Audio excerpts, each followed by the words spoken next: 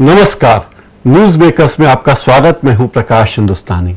आज इस कार्यक्रम में हमारे एक खास मेहमान हैं। ऐसे मेहमान हैं जिन्होंने रंगकर्म में, इंदौर में और मुंबई में काफी झंडे गाड़ रखे हैं और जो अपने आप में इंदौर के ब्रांड एम्बेसडर हैं पूरे देश में। हमारे साथ आज मौजूद हैं श्री सुशील जौहरी जी। आपका बहुत स्वागत है सुशील जी। नमस्ते प्रकाश जी। नमस्ते। सुशील जी, आजकल साथिया एक सीरियल आ रहा है स्टार प्लस पर, उसमें एक भूमिका निभा रहे हैं।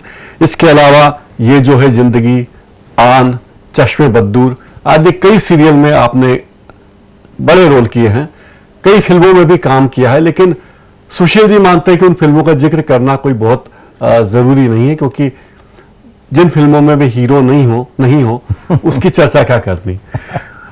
आपका स्वागत है। ये बताइए, इंदौर में रंगमंच की दशा कैसी मानते हैं आप? रंगकर्म वो चीज है, हिंदी रंगकर्म की आयु लगभग 150 साल मानी जाती है, और इस 150 साल की आयु में रंगमंच नीचे की ओर आता जा रहा है। आप कैसा मानते हैं रंगकर्म को? रंगकर्म तो अपने आप में बहुत ही अद्भुत चीज है, लेकिन इंदौर में नीचे आ रहा है, ये जो आपका कथन है, इससे काफी हद तक मैं भी सहमत हूं।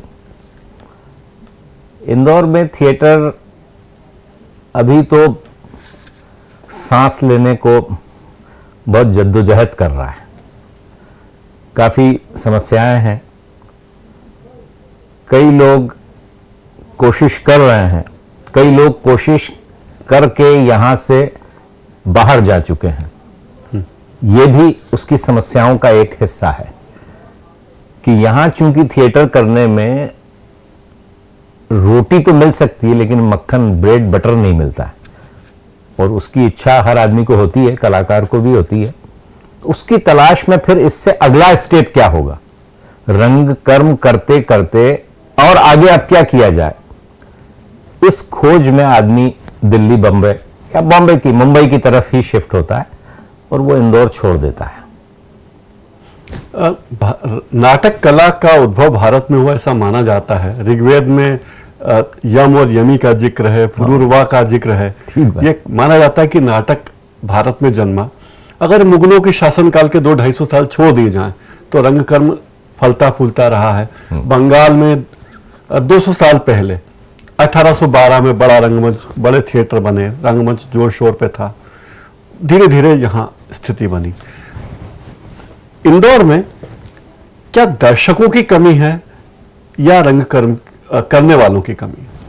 प्रकाश जी, इंदौर में दर्शकों की कमी नहीं है, क्योंकि जब कभी यहां कोई स्टार ओरिएंटेड थिएटर हुआ है, चाहे वो बाहर से आया हुआ हो, उस स्थिति में हमेशा यहां पर एक भीड़ उसके साथ में रही है। उसे न तो पैसे की कमी रही, न दर्शकों की कमी रही है। तो यहां के लोकल थिएटर में एक ग्लैमर पैदा करने की जरूरत है, जो नहीं है। मुंबई में मैंने देखा, मुंबई में या कोलकाता में, वहां जो रंगकर्म से जुड़े लोग हैं वे अपने आप में सेलिब्रिटी हैं। राइट। उनके पीछे लोग चलते हैं और वो नाम और नामा दोनों कमाते हैं।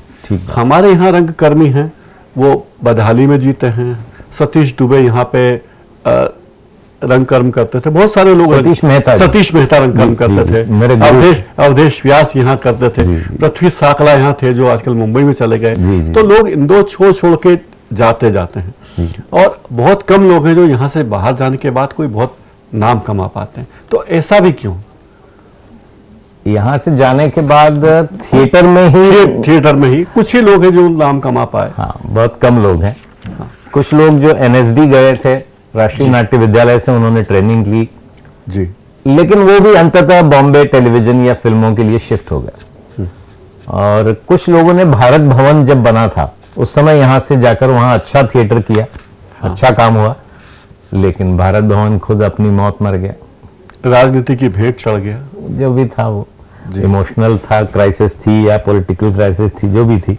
लेकिन ये विडंबना है कि यहाँ थिएटर अच्छा करने वाला आगे थिएटर को कंटिन्यू नहीं कर पाता है, उसे कहीं और शिफ्ट होना पड़ता है। आपने इंदौर में जो नाटक की है, जो भूमिकाएं आपने रंगमंच पे की, उनमें कौन सी उल्लेखनीय भूमिकाएं थी? मैंने एक प्ले किया था, एक था गधा। उर्फ अलादात खां, शरद जी का प्ले था जी। उसमें मैं एक नवाब, एक सनकी नवाब का कैरेक्टर करता था। उसको मैंने मालवी शेड दिया था, तो उसके करीब 125 शो किए हमने यहाँ, काफी पॉपुलर हुआ, पसंद किया गया वो। उस दौर में तो काफी इंदौर में माहौल था, फिर वो एकाएक माहौल धीमा क्यों हो गया? जबकि इंदौर में नए नए मॉल्स खुलते जा रहे हैं, मल्टीप्लेक्स आ रहे हैं, सुपर कॉरिडोर बन रहा है, नई नई गाड़ियां आ रही है। इंदौर जो 10 लाख का था आज 25 लाख का हो गया आपने जब शुरू किया था। तो 25 लाख की आबादी में तो 4 गुना या 8 गुना नाटक होने चाहिए थे, क्योंकि रचनात्मक लोगों की संख्या बढ़ गई। प्रकाश जी, थिएटर एक तरह का गांव में जो चौपाल होती ना, उसका एक्सटेंशन है, मेरी मान्यता है ये जी। वो उसका एक्सटेंशन है। चौपाल के ऊपर कुछ लोग बैठ के अपनी बातचीत करते हैं, अपना अपना कला दिखाते हैं, कुछ एक दूसरे को सुनते हैं। चौपाल ऐसा नहीं होता है कि गांव के इस हिस्से वाले लोग उस हिस्से के किसी चौपाल में जाकर बातचीत करने के लिए शाम को बैठे। चौपाल नजदीक का कोई हिस्सा होता है, चौराहा कुछ होता है, जहां पर सुविधाजनक रूप से सब आसपास वाले लोग आके बैठ सकें। दुर्भाग्य से इंदौर में थिएटर, जो एकमात्र अच्छा थिएटर था रविंद्र नाट्यगृह, वो रंगकर्मियों की पहुंच से बाहर हो गया। क्यों हुआ, क्या हुआ, सब लोग जानते हैं। जब तक हर इलाके के अपने छोटे छोटे ऑडिटोरियम डेवलप नहीं होंगे, तब तक इंदौर में थिएटर जड़ नहीं पकड़ सकता है। उसके लिए जरूरी है छोटे छोटे सभागृह बनाइए ना। क्या जरूरत है आप राजेंद्र नगर में 1,500-2 हजार लोगों का एक ऑडिटोरियम बनाते हैं, उस पर 5-7 करोड़ खर्च करते हैं। अरे भाई 1-1 करोड़ के 5 शहर के कोनों में 5 छोटे छोटे ऑडिटोरियम बनाइए। वो क्यों नहीं करते आप? वहां उस मोहल्ले का आदमी, उसके आसपास के लोग जाके बैठेंगे, थिएटर देखेंगे, म्यूजिक सुनेंगे, गोष्ठी करेंगे, बातचीत करेंगे। लेकिन वो तो आप करते नहीं। आपको बड़े बड़े जिन पे बहुत सारा आर्थिक रेवेन्यू मिल सके या जिसका बहुत पैसा ले सके, आप ऐसे बड़े बड़े शो श्रेय मिले कि हमने इतना बड़ा ऑडिटोरियम बनाया। क्या कमाल की बात है। कला का, साहित्य का भला हो जरूरी कुछ नहीं है, कुछ होता ही नहीं, हो ही नहीं सकता है वो। आपने जो बात कही उसकी रामलीला और रासलीला भी नाटक का ही अंग मानते हैं? बिल्कुल। और वो भी खत्म होते जा रहे हैं क्रमशः, धीरे धीरे धीरे धीरे। ऐसा क्योंकि जितने बड़े शहर हैं भारत में, वहां हमारी कला ज्यादा चल रही है। मुंबई में पृथ्वी थिएटर देखिए, मुंबई में परेल में एक बड़ा मॉल टाटा ने बनवाया है। उस मॉल में सभागृह है, ऑडिटोरियम है, जहां 250-300 लोग बैठ के नाटक कर सकते हैं और वहां नियमित रोज नाटक होते हैं। इंदौर में इतने मॉल खुले, लेकिन किसी के दिमाग में नहीं आया कि हम यहाँ कोई थिएटर बनाएं, ऑडिटोरियम बनाएं, छोटा सा मिनी ऑडिटोरियम बना देते 100 लोगों की क्षमता वाला। बिल्कुल वही जरूरत है। जबकि इंदौर के इन मॉल्स में दुकानें खाली पड़ी है, स्पेस कोई लेने वाला नहीं मिल रहा है, लेकिन दुकानें खोलने की इतनी, पैसा कमाने की भूख इतनी ज्यादा है कि उन्हें लगता है येन केन प्रकार हमारा जीवन का एक ही लक्ष्य है, पैसा कमाना, पैसा कमाना और पैसा कमाना। अगर कला, साहित्य, संस्कृति जन्म फलती फूलती है तो ये शहर वास्तव में विकास करता है। केवल सड़कें बनाने से, मॉल बनाने से कोई शहर विकास नहीं करेगा। सही बात है। अब मुंबई में पृथ्वी थिएटर का कितना योगदान आप पाते हैं कला, रंगकर्म को आगे ले जाने में? रंगकर्म को पृथ्वी थिएटर आगे ले गया या नहीं ले गया, इस पर मैं अपनी टिप्पणी नहीं दूंगा, लेकिन उसने रंगकर्म को जीवित रखा। जुहू जैसे कमर्शियल इलाके में, जो इतना महंगा इलाका है, इतना संभ्रांत लोगों का इलाका है, चौपाटी की वजह से पूरे शहर से लोग वहां जाते हैं, उस इलाके में थिएटर के लिए कपूर खानदान ने एक छोटी सी जगह प्रोवाइड कर दी। 200-250 लोग बैठ के बढ़िया नाटक देख सकते हैं, कर सकते हैं, चाय कॉफी पी सकते हैं। इससे ज्यादा और क्या चाहिए? तो वो जीवित है जी। सिर्फ इसलिए कि उसी को अगर 1000-2000 का बना देते तो शायद नहीं होता। लेकिन एक बात और भी देखिए, वहां नाटक देखने कौन लोग आते हैं, नाटक करने कौन लोग आते हैं? वैसे लोग भी आते हैं जो बड़े बड़े कारपोरेट्स में काम करते हैं, जो फिल्मी दुनिया में काम करते हैं, सामान्य गृहिणियां हैं, विद्यार्थी हैं, और वहां आकर नाटक देखना अपने आप में एक प्रतिष्ठा की बात मानी जाती। मैंने वो नजारे देखे पृथ्वी थिएटर में कि टिकट बिक चुके हैं, लोग किसी तरह हॉल में प्रवेश किया और सीढ़ी पर बैठकर नाटक देख रहे हैं। ठीक बात है। हमारे यहाँ नाटक होता तो 100-200 लोग जुटाना मुश्किल है, और अगर टिकट लेकर आपने नाटक किया है तो तब तो समझे कि मुश्किल ही है। हाँ, बहुत मुश्किल। तो सेलिब्रिटी का इतना जुनून क्यों है इंदौर में कि कोई सेलिब्रिटी आती है नाटक करने तो भीड़ हो जाएगी, अगर नादिरा जहीर बब्बर आएंगी या दिनेश ठाकुर अब नहीं स्वर्गीय वे आते तो भीड़ लग जाती, लेकिन और लोग आए तो भीड़ नहीं लगती, या शबाना आजमी मंच पर आ जाए तो भीड़ लग जाती। सेलिब्रिटी की वजह से मुझे लगता है क्रेडिबिलिटी साथ में चलती है जी। इससे एक चीज ये तो साबित हो गई कि इंदौर के दर्शकों में नाटक देखने, कला को देखने की प्यास है उनके मन में, वो देखना चाहते हैं, उनको अच्छा देखने को मिल नहीं रहा है, अच्छा देखने की जगह नहीं है उनके पास।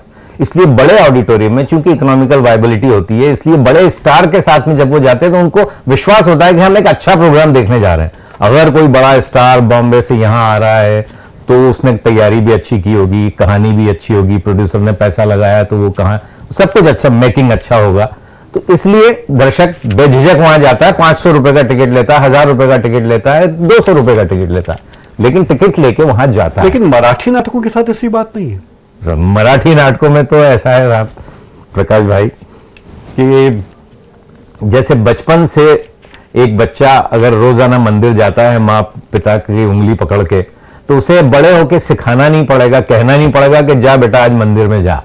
ऐसा उन लोगों को बचपन से आदत पड़ी हुई है कि आई बाबा का की उंगली पकड़ के वो नाटक देखने, संगीत सुनने, नृत्य देखने जाते रहते हैं। छोटे छोटे धर्मशालाओं के हॉल में वहां प्रोग्राम करते हैं वो लोग और जाते हैं। अपने मोहल्ले के किसी बड़े घर में कर लेंगे, जिसका बड़ा घर है वहां प्रोग्राम कर लेंगे और वो जाएंगे। और हिंदी भाषी घरों के बच्चे कहाँ जाते हैं? वो तो आप भी जानते हैं उनको फिल्में दिखेंगी, उनको बड़े क्लब दिखेंगे, बहुत सारे जगह हैं जहां वो जा सकते हैं और जाते हैं। क्या आपको लगता है कि इंदौर में नाटकों की स्थिति में कुछ सुधार हो सकता है? चूंकि दर्शक हैं, दर्शक के मन में नाटक देखने की इच्छा भी है, तो सुधार की 100% संभावनाएं हैं, बशर्ते छोटे छोटे ऑडिटोरियम पूरे शहर में डेवलप किए जाए। भाई ऑडिटोरियम के लिए जगह नहीं है ना, सही, आप जितने गार्डन्स हैं, छोटे छोटे कॉलोनियों के जो बगीचे हैं, उनमें ओपन एयर स्टेज बना दीजिए। आप छोटे छोटे मुक्ताकाशी मंच विकसित कर दीजिए जहां पर उस कॉलोनी के लोग बैठकर कोई प्रोग्राम कर सकेंगे, और तो भी काफी फर्क पड़ जाएगा इस बात से। तो संभावनाएं हैं, और क्या क्या प्रयास किए जाने चाहिए ये अलग से एक पूरी बातचीत का विषय है, और इस पर पूरा मंथन होना चाहिए, सोच विचार कर इस पर काफी। अभी आप सीरियल्स में काम कर रहे हैं, फिल्मों में भी यादा कादा काम करते हैं, लेकिन रहते आप इंदौर में ही हैं या मुंबई में रहते हैं? मैं इंदौर में ही रहता हूं। और जब फिर सीरियल्स में रेगुलर कैसे दिखते हैं? साथिया में आप अक्सर दिख जाते हैं, तो कैसे दिख जाते हैं? ऐसे आना जाना करते रहते हैं? हाँ, जब कभी कैरेक्टर की जरूरत होती है उस कहानी में, मेरे पास टेलीफोनिक मैसेज आता है, मैं जाता हूँ, अपना काम करता हूँ, और उसके बाद मैं जैसे ही काम खत्म हुआ और अगले काम में मान लीजिए 8 दिन का टाइम है, तो बजाय मुंबई की भीड़ बढ़ाने के मैं इंदौर आ जाता हूँ, इंदौर से वापस चला जाता हूँ। आपके समय के कौन कौन से रंगकर्मी जिन्हें आप अक्सर याद करते हैं? इंदौर की बात कर रहा हूँ, इंदौर के रंगकर्मी। इंदौर का एक रंगकर्मी तो महेश तिवारी थे, जिनकी डेथ हो गई। He was a wonderful artist and wonderful person, very good person. एक सतीश मेहता जी थे, जिन्होंने एक नया थिएटर की यहाँ पे शुरुआत की थी, एक नई चलन का। बाबा साहब, बाबा डीके जी यहाँ किया करते थे उस समय, लेकिन वो उनका बॉक्स थिएटर जो मराठी ट्रेडिशनल थिएटर होता था वही करते थे।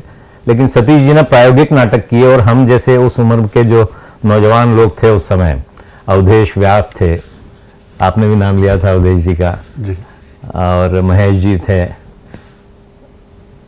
प्रयोग नाम की संस्था थी वो हमारी। फिर उसके बाद में हमने अरंक बना ली, तो उसमें एक राजेश दुबे रोमी नाम का एक मित्र था हमारा, जो बहुत अच्छा एक्ट करता था। आजकल वो बालिका वधू के स्क्रिप्ट राइटर हैं, और and so many serials he is writing there in Bombay.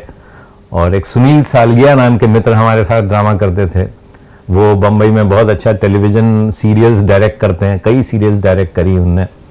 एक सुभाष चौधरी, मुकेश दुबे नाम के कलाकार थे हमारे यहाँ पे, स्टेज के ही कलाकार थे, वो दोनों बॉम्बे में बहुत अच्छा काम कर रहे हैं। उन्होंने हैदराबाद में ईटीवी के लिए 350-400 एपिसोड्स की कोई कहानी डायरेक्ट की थी, बहुत अच्छे काम किया था उन्होंने।